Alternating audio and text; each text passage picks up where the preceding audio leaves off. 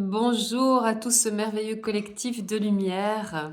Voilà, je reviens aujourd'hui pour vous transmettre des messages, bien sûr, qui m'ont été transmis de la source.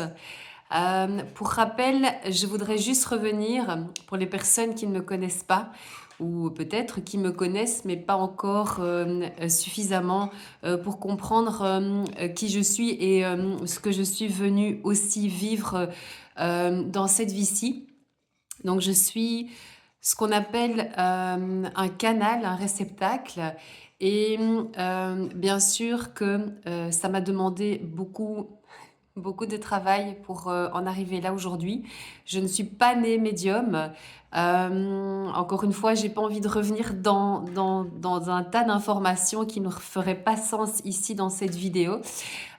Mais disons que j'ai décidé, avant de me réincarner ici sur Terre, de vivre une transformation intérieure, de mettre fin à mon transgénérationnel et à mon karma et de me réunifier, voilà, complètement, voilà, me réunifier complètement à mon âme, à la guérison de mon âme, mais surtout je suis aussi venue accompagner, aider, voilà, aider notre source. Vous pouvez l'appeler Dieu, vous pouvez l'appeler Allah.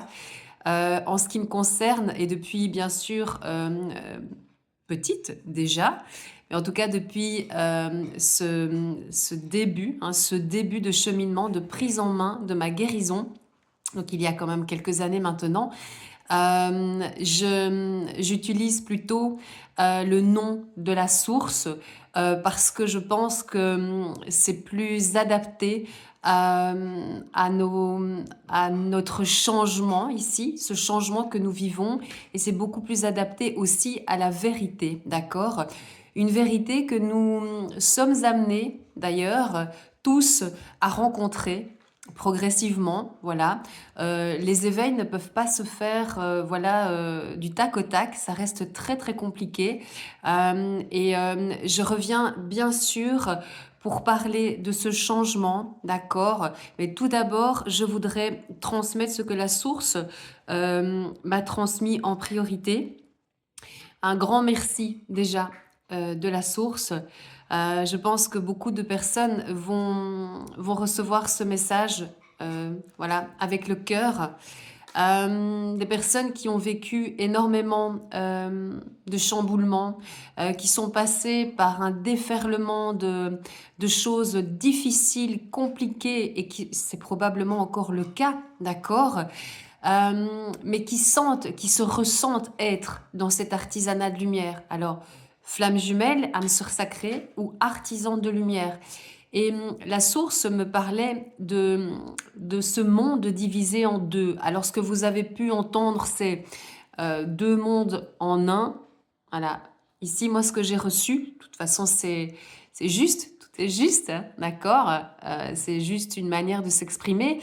Mais la source me parle d'un monde en deux parties. Et si je reviens aujourd'hui avec cette guidance, c'est parce que nous sommes dans une année aussi qui est propice au changement, d'accord? Nous sommes dans une année karmique où nous allons bien sûr travailler sur notre karma et bien sûr aussi sur le transgénérationnel, d'accord? Dans le but de pouvoir réussir à changer nos codes génétiques. Voilà. À transformer la matière, à transformer tout ça, à transformer cette énergie, d'accord? Et que ça se matérialise. Quand vous arrivez à travailler sur votre karma, à travailler sur la lumière, c'est-à-dire aller voir vos parts d'ombre, accueillir votre fragilité, euh, parce que c'est ça aussi qui est très important, c'est accueillir sa fragilité, le fait de se rendre compte que nul n'est parfait, que ce que nous montre finalement la société, la matrice, n'est pas la réalité. C'est ce qu'on appelle le voile de l'illusion. Nous sommes gouvernés encore par une partie de ce monde, une grosse partie encore à l'heure actuelle, parce que je le rappelle, les artisans de lumière, donc je parle des flammes jumelles, des âmes sœurs sacrées et des artisans de lumière, on est entre 10 et 15% sur la Terre. Mais bien sûr que la lumière est très très puissante, d'accord? Le pouvoir de la lumière, de l'énergie lumineuse, vaut bien sûr beaucoup plus que les fréquences vibratoires du bas astral, voilà.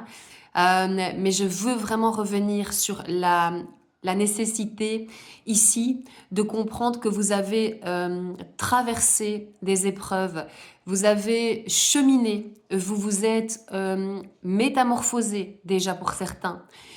Pour d'autres, ça continue. Le chemin d'évolution, de toute façon, continue. Donc, un grand merci de la source. On a besoin d'un collectif lumineux. On est des êtres qui sommes en train d'ascensionner. Nous faisons partie bien sûr de différentes familles d'âmes.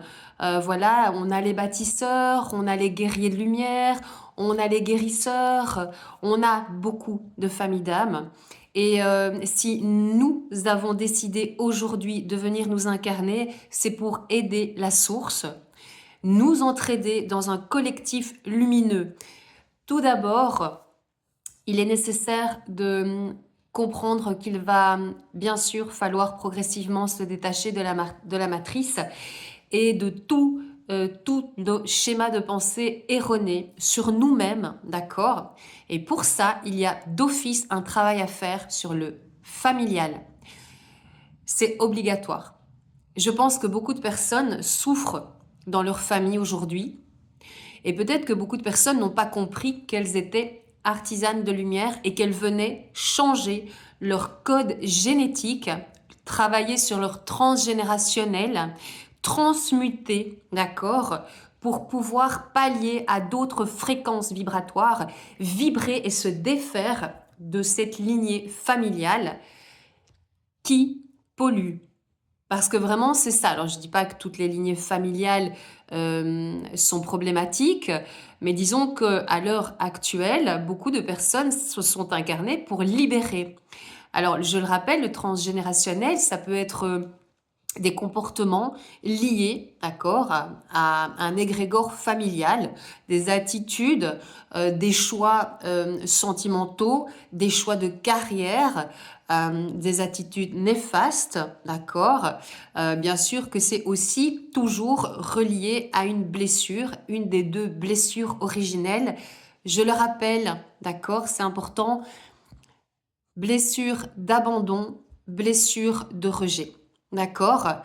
Trahison, humiliation et injustice s'englobent dans la blessure d'abandon. Et à côté, on a la blessure de rejet qui est aussi reliée au manque de respect. Donc, je ne vais pas redétailler tout ça ici, mais nous avons tous en nous, nous portons tous en nous une de ces deux blessures parce que, à la base, nous étions tous issus d'un œuf cosmique où nous étions avec notre jumeau d'âme, ce qu'on appelle notre jumeau d'âme. C'est bien, je vais aller plus loin dans la guidance, je vois aussi où on veut m'emmener. C'est très bien, je pense que je vais répondre de nouveau à beaucoup de questions ici par rapport à ce que représente la flamme jumelle et l'âme jumelle. Vous allez voir que c'est pas du tout à quoi vous attendez. Mais nous avons tous été dans ces œufs cosmiques, dans ce qu'on appelle bien sûr des particules élémentaires, et nous étions auprès de cette source d'amour, d'énergie puissante, d'accord, une énergie lumineuse où nous vivions en symbiose et en paix dans cette béatitude en face, côte à côte de notre demi-âme. Bien sûr qu'au moment du Big Bang, et je ne vais pas m'étaler non plus là-dessus, ces œufs se sont fragilisés, d'accord. Ce qui s'est passé, c'est qu'il y a un des deux jumeaux qui a été expédié, voilà, complètement expédié de l'œuf cosmique et se retrouver très très loin.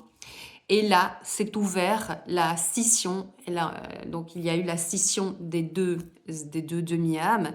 Et là, c'est engendré ce que l'on appelle la blessure originelle qui, malheureusement, je dis bien malheureusement, va nous coller à l'âme pendant tout notre cycle d'incarnation. Alors, je ne dis pas qu'on va vivre à chaque fois des incarnations où on va travailler sur cette blessure, mais en tout cas, dans énormément de vies, nous allons malheureusement perpétrer des comportements, oui, des comportements qui sont reliés à cette blessure originelle qu'est la blessure de rejet. Ça, évidemment, c'est exactement la même chose pour la blessure d'abandon. D'accord. Moi, je suis venue travailler sur ma blessure d'abandon. Ça fait déjà un bon moment que je travaille dessus et je continue.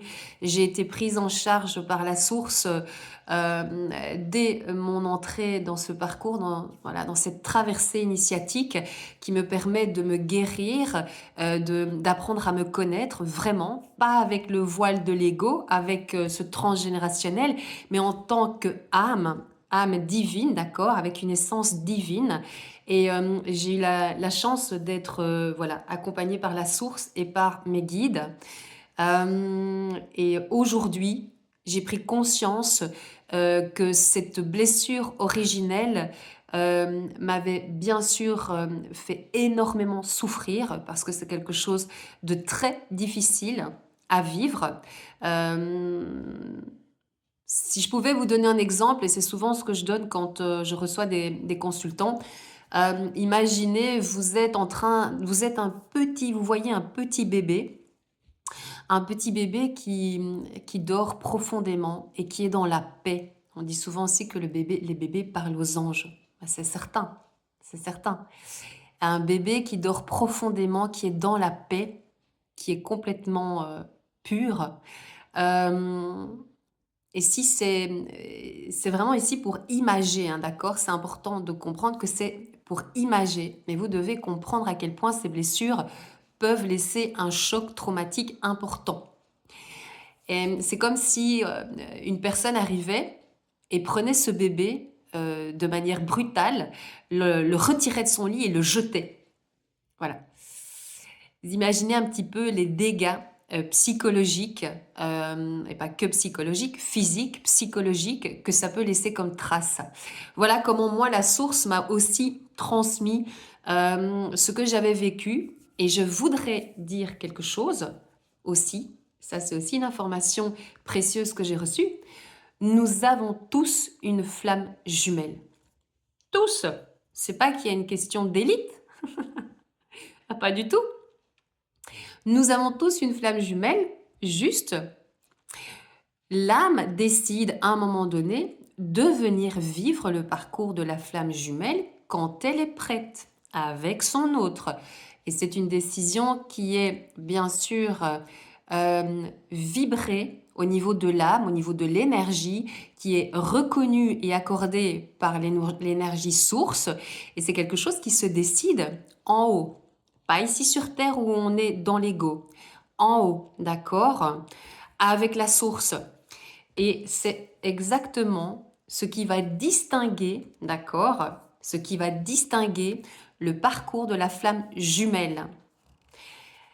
Le but, c'est de ne plus se réincarner parce qu'on a fait le choix de venir vivre cette dernière vie, d'éradiquer ce qui reste à éradiquer, parce que je le dis bien, quand on vient en dernière incarnation, d'où le titre, on va dire ça comme ça, l'appellation flamme jumelle, on a déjà bien travaillé au préalable dans les dernières vies et l'âme est complètement prête à revenir vivre la scission. Carrément, c'est vraiment ça, c'est vraiment revivre la blessure originelle. D'où les recontacts, le recontact avec le jumeau d'âme qui va bien sûr à un moment donné mettre un stop et prendre sa distance, prendre ses distances pour pouvoir faire revivre au duo, d'accord, la blessure originelle, la scission, voilà, tout ce qui s'est passé au moment du Big Bang, ça va être revécu ici dans la matière. Le but, c'est de se rééquilibrer, de retrouver sa demi-âme. Alors, bien sûr, au début, ça va être à travers l'autre, et puis, en fonction, bien sûr, des avancées et des cheminements personnels, on va reconnecter de plus en plus déjà avec son équilibre, son féminin sacré ou son masculin sacré. On ne peut pas brûler les étapes. Quand on est en début de parcours, si on est yin, on va d'office essayer de devenir yang. Non, c'est une information aussi très importante aujourd'hui que je vous donne. La priorité, c'est d'abord de retrouver son féminin sacré. Son féminin sacré, d'aller guérir son féminin qui est blessé, blessé de toutes les vies, de toutes ces incarnations qui ont été souillées par la peur, par le comportement relié à cette peur qui est bien sûr une peur vraiment, quand on passe dans ce parcours flamme jumelle, on peut comprendre ce par quoi on vit. Alors, je ne suis pas en train de minimiser ce que d'autres personnes vivent. Tout ça, c'est un choix d'âme. Alors, je sais que c'est difficile à comprendre, mais l'âme a besoin de ce chemin d'évolution, a besoin de transcender. Et la transcendance, c'est aussi le fait de changer sa manière de voir les choses, la manière de vivre, la manière, bien sûr, de récupérer la lumière quand on vit des choses difficiles, qu'on a peur, qu'on a des pertes. Ça peut être lié à tellement de choses. Et c'est ce qu'on appelle la transcendance. Et la transcendance, c'est transformer l'énergie, transformer la matière. Il est important de comprendre que nous avons bien sûr une enveloppe physique, mais que nous sommes avant tout de l'énergie. D'accord? Et c'est encore difficile, même pour les artisans de lumière qui sont en éveil, qui sont dans une quête de croissance, de développement, voilà, de richesse et de spiritualité, hein, vraiment intérieure, dans l'absolu, qui va bien sûr prendre une toute autre dimension en fonction des avancées de chacun. Mais c'est le but, d'accord? Je vais aussi revenir sur autre chose. Alors bien sûr, si vous tombez sur ma chaîne, vous n'êtes peut-être pas flamme jumelle, mais peut-être que vous êtes âme sœur sacrée ou tout simplement un artisan de lumière qui est venu mettre sa pierre à l'édifice pour le nouveau monde dans lequel nous évoluons, nous les artisans de lumière, vers lequel nous sommes amenés à aller et à construire, à bâtir. Parce que bien sûr que nous avons tous notre rôle à jouer. D'où le merci de la source, je pense qu'on l'entend pas assez, gratitude du divin avec qui, bien sûr, nous avons conclu cette évolution. Alors, je sais que on passe par des choses difficiles. Je suis moi-même dans ce parcours d'évolution. J'ai aussi dû transcender, voilà. Mais c'est ce qui m'a permis aussi de grandir, d'ouvrir mes sens, d'ouvrir mon canal, de devenir médium. Et bien sûr que je suis dans la gratitude pour ça. Mais c'est ce qui nous permet d'accroître beaucoup plus d'abondance. Alors, je ne parle pas spécialement d'abondance dans la matière, mais quand quelque part, vous avez réussi à changer vos fréquences, d'accord? Vous avez élevé vos fréquences et donc élevé votre conscience dans la matière, dans l'énergie, ça s'aligne. Vous comprenez? Il y a aussi une forme de continuité, bien sûr, mais il y a un point de départ. Transcender, se changer, ça aussi c'est très important. D'où cette appellation, d'accord, un monde en deux parties. Voilà. À vous de savoir dans quelle partie vous vous trouvez. Peut-être que vous n'en avez pas encore conscience. Mais j'espère que cette vidéo peut-être vous parlera parce que peut-être que vous n'êtes pas bien dans votre vie et que vous êtes en quête de changement, que vous sentez que vous êtes venu faire autre chose que de baigner dans cette matrice. Une matrice, je le rappelle, qui ne nous respecte pas, qui ne respecte pas nos droits. voilà, en Belgique, il y a de nouvelles dispositions, d'accord, des nouvelles réformes qui visent réellement à éliminer tout ce qui ne sert pas, d'accord, à remplacer aussi le plus possible par des machines. Enfin, voilà, on perd complètement l'humanité et on en revient au capitalisme, d'accord? Donc, les artisans de lumière, vous avez un chemin qui a été inscrit, vous allez recevoir de l'aide et pour ça, il faut aussi s'investir dans le parcours, dans ce changement personnel, intérieur, faire confiance aussi à la source, demander de l'aide, vous ouvrir et surtout, je le rappelle, quand on est dans un parcours de lien sacré et aussi quand on est dans un parcours d'artisan de lumière, un cheminement, c'est un cheminement, c'est vraiment un cheminement et une traversée. On a du travail à faire avec sa famille. C'est inévitable. Vous pouvez aussi ressentir que vous avez des blocages avec certaines personnes, c'est toujours conflictuel. Vous revivez toujours les mêmes situations, vous souffrez des mêmes maladies. Ça aussi, le travail sur soi permet de guérir certaines maladies. J'avais de l'arthrose, d'accord? J'ai déjà bien avancé grâce à Dieu, voilà, et aussi grâce à moi, à l'investissement aussi que j'y ai mis. J'ai résolu déjà une grosse partie de mes problèmes de santé qui sont liés, d'accord, qui sont liés à mon transgénérationnel. Il y a des choses que je pourrais jamais régler. Je me suis bousillé le dos. La source me l'a dit. Tu t'es fait mal au dos avec ton travail, hein, mon ancien travail. Voilà, je ne vais pas rentrer dans les détails. Mais voilà. Et à un moment donné, je voulais retourner dans ce travail. Mais la source, elle me disait, mais tu vas mourir avant l'âge. Donc voilà.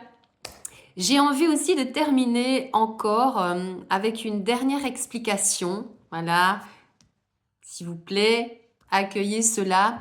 C'est bien sûr ma vérité, mais c'est aussi les enseignements que j'ai reçus depuis le début de mon entrée dans ce parcours de flamme jumelle.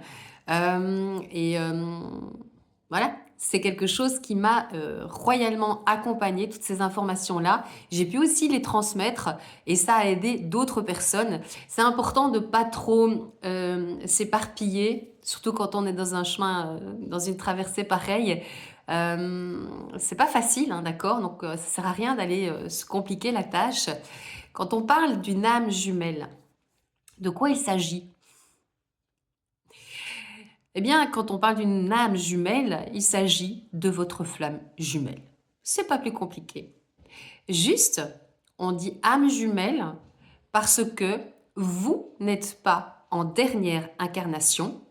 Donc, il n'y a pas cette prise en main du parcours de guérison qui a été décidé en haut avec le divin, avec la source. Bien sûr que vous pouvez, au fil de vos incarnations, tomber sur votre jumeau et on l'appellera l'âme jumelle. En général, ça se passe pas super bien parce que quand les jumeaux se rencontrent, c'est comme vous pouvez vous douter, ça peut être parfois très chaotique, d'accord, mais ça c'est aussi lié au fait que ce n'est pas prêt, pas du tout. On appelle ça la rencontre avec l'âme jumelle. Alors vous pouvez aussi la rencontrer et que ça se passe un peu bien, voilà, ça dépend un petit peu ça dépend un petit peu de ce que vous avez décidé de vivre avec la source, mais pour moi, à mon sens, en général, quand on rencontre son âme jumelle, c'est-à-dire sa demi-âme, on est bien en face de son autre, d'accord? Ça reste conflictuel, très conflictuel. Et on appelle ça une âme jumelle parce qu'on n'est pas en dernière incarnation. Mais vous êtes, bien sûr, en face de votre jumeau d'âme. La dernière incarnation, c'est un choix. Alors évidemment, si on n'avance pas sur son chemin, puisqu'on parle de libre arbitre, le but, c'est d'avancer et de faire tout, de remplir un petit peu toutes les cases, de cocher toutes les cases, pardonnez-moi, qu'on a décidé, qu'on a établi. Voilà, j'ai décidé de venir régler cela. J'ai décidé de venir vivre cela. Voilà, ma mission d'âme, ça sera cela, avec la source. On l'a décidé. Mon autre, voilà, à un moment donné, il partira pour telle et telle raison. Ok, moi, je devrais entreprendre ça Voilà, commencer à travailler sur moi, voilà, me recentrer sur moi. Ok. Ah, là, il y aura peut-être une rencontre pour moi. Qu'est-ce que c'est? Est-ce que ça va être du karma? Est-ce que ça sera une âme sœur? Comment je vais me positionner? Comment je vais vibrer? Ok. Voilà, c'est ça la dernière incarnation. Je libère mon karma, je travaille sur mon transgénérationnel, je guéris ma blessure, je me réunis déjà avec moi-même, d'accord, avec la fréquence d'amour de la source, dans l'amour inconditionnel, et ça c'est déjà pas rien.